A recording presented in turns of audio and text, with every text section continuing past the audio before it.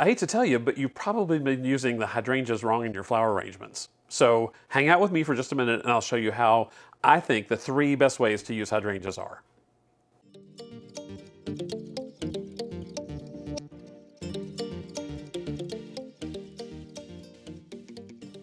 Hello friends, welcome to another episode of Blossoms and Bourbon. My name is Mark, I'm the owner here at Creative Occasions. Welcome to my workroom. My friend Jason, who's behind the camera over there, wave Jason because nobody can see you, gifted me with this great bottle of classic old-fashioned mix. And so before we started making the video tonight, we mixed up some old fashions and it's quite tasty. Quite tasty, so thank you, sir, I appreciate that. In my estimation, you know, hydrangeas are one of those things that everybody loves, but they have problems with. They have issues with them lasting, they wilt down, they're difficult to shape, and all those sorts of things that you run into as floral designers. So I want to show you the 3 best ways that I think you should use hydrangeas in an arrangement. First up is In Mass. This is a mono-botanical design. It's all hydrangea and nothing else. And this is what I lovingly refer to as the Martha Stewart arrangement. Because when she first really started getting popular and started doing flowers, this is what she did. Just big bowls of hydrangeas or big bowls of peonies. They were all mono-botanical, all one type of flower, and just a lovely arrangement of that. Now, in this case, what I've done for visual interest is use some different colors of them, some different degrees of openness, different varieties, and that makes it visually more interesting. It still qualifies as an in mass mono-botanical design because it's all hydrangeas. So that's the first one. The second one, which as you've heard me say before, is one of my favorites, and that's where you use the hydrangea as a mechanic. So you almost can't even see the hydrangea in this arrangement, right? But because of the structure of the hydrangea, all those little tendrils that come up and hold those beautiful blooms, that is really like a support network. And so what it does is it really does exactly that. It works to hold flowers in place. So you can use the hydrangea as a mechanic. Just like that, you can slide them right down through the hydrangea and it holds them beautifully in place. So that's number 2. Use the hydrangea as a mechanic.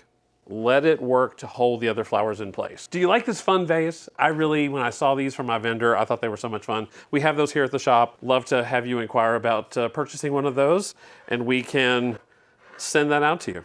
The third way that I like to use hydrangeas is as a featured flower. You know, obviously in that first style, you could see that they were hydrangeas. They were very visible, very prominent in that in mass design.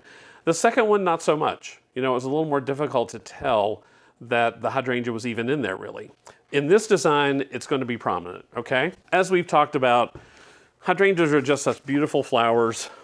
They're lovely. Why wouldn't you want to feature them in a design, right? So this design happens to be for a customer who wanted something specifically to be purple. The recipient's favorite color is purple. And so we're going to create something with those specifics, but also in using hydrangea. Starting out with some lovely stock. I do have close by, as I'm working with hydrangea, the alum. I know you've heard me talk about this before. It's one of those things that just is so important. We use it here in the shop all the time, and it's a key element to making the hydrangeas last a long time. I'll show you just a second when we get to the part with the hydrangea, but you recall we take the hydrangea, give it a fresh cut, dip it into the alum, and then right into the pool it goes. Now, I'm gonna have to work to get that to stay in place. I can tell that that's not gonna stay quite right there. So, let's use a little bit of this filler, Monte Cassino, and perhaps that will help hold this guy right there. Now, next up, I think because I want the hydrangea to be prominent, I'm gonna put that in next. Here's kind of the view that I'm looking at. And the hydrangea is going to be right here in the front. It's going to be the focal element. It's going to be the thing that sort of draws your eye right into the arrangement. So first, we want all the foliage off. Foliage off is important because we don't want any under the surface level of the water for sure, and particularly in the case of a hydrangea. Into the alum, then right into the arrangement.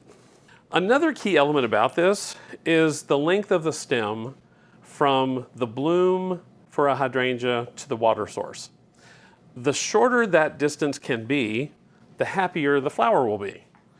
In the mass arrangement, they were all cut pretty short and sitting down on top of the rim of the vase and near the water. That's what keeps them happier. They love that because they're close to the water, and that's what keeps them hydrated and fresh. I want a little variation in the color of the stock. So we've got this lavender shade that looks beautiful with this dark purple.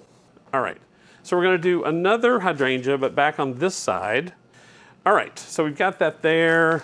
I wanna add to the focal element with some of these beautiful lavender roses. This variety is called Cool Water. And remember, with the rose, we're gonna pull those guard petals off so that when the person gets this, it'll be nice and primed to open up and be beautiful. Now, in some cases, what I have done before, but I'm not gonna do specifically here, is feed the roses through the hydrangea. In this case, I want the hydrangea to be kind of the star. So I'm gonna work the roses around it and kind of up behind it a little bit. I do like creating a sense of depth with the placement of these flowers. So in this case, you can actually see, when I turn this around, that this rose is actually behind this one. So from the front, it's not incredibly visible, but what that does is it creates visual interest and depth so that you're almost encouraged to kind of look in the arrangement and see kind of what's lurking inside. And you're not hurting the flower at all when you pull these guard petals off. That is just kind of a natural process, but it really does help in terms of making the flower open up a bit. Because this is being used for an order, I should be counting because this order has a price point, and so I would be calculating the price point. For video purposes, I want it to look good. So we'll probably count and adjust tomorrow before the delivery, but yeah, for now. Do you like that line? Kind of see how the roses kind of pull your eye from the front and kind of through? Let's talk about that too. I cut that a little bit shorter because I want this rose to go in this location in the arrangement, but if I had it longer, it would pull it up. I want it to kind of lay flat. So I had to cut it shorter so that the stem rests against the side of the vase over here. Gerbers, who loves Gerbers? Tell me what your favorite color Gerber is. And all I'm gonna do with these Gerbers is just sort of reinforce this curved line. So I want these to kind of go up and down into the arrangement. Boy, the stem on that was just the perfect shape to go right there. All right, let me show you how that's developing. Got the Gerbers kind of following the line of the stalk, so we've got this crescent shape. Still got plenty of visibility with this beautiful hydrangea. I don't think I want to mess with that too much. I love that. This variety of hydrangea is Limelight. It's a beautiful variety and they hold up really well. As they mature, this variety on the, when it's still on the shrub, they actually turn this beautiful sort of mauve-y pink color, then they get kind of like a reddish, almost maroon burgundy color. So it's just really fun to watch the maturity of those blooms on the vine or on the bush. Okay, put a couple of daisies in there, partly because as this arrangement ages, there are going to be some things that age in it better than others, kind of like people. And daisies hold up incredibly well. So if the stalk matures and goes away quickly, the recipient can take that out, and then she's still left with a beautiful arrangement here. The daisies will last a nice long time. The roses should last 7 days or so at least. So that's part of the reason we use things like that. And a little bit more of this filler to kind of just make sure everything stays in place. Okay. So there we go. I think I'm finished with that. I don't really want this kind of fussed up with greenery much. I kind of like the emphasis to be on those beautiful purple blooms and the flowers. I love the fact that either front or back, you get nice visibility with the hydrangea. So it's a beautiful kind of focal element, even especially in this case because it's white.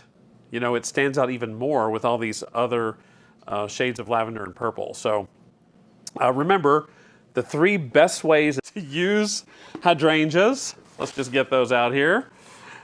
We've got as a focal element, as a featured flower, in mass, mono-botanical, all hydrangeas, or using the hydrangea as a mechanic. So 3 great ways to use a beautiful flower, and don't forget your alum, because that's going to be a key element of making them last. It's been fun having you here. I so appreciate you watching. Be sure to like our video. Be sure and hit the little bell icon so you'll be notified. Be sure and subscribe, all the things. And there's a list in the description of the products that I've used in this. There's a link to Amazon for purchases of anything that you'd like to buy that'll help you be a better designer. So until next time, cheers to you and to flowers every day. Thanks for joining.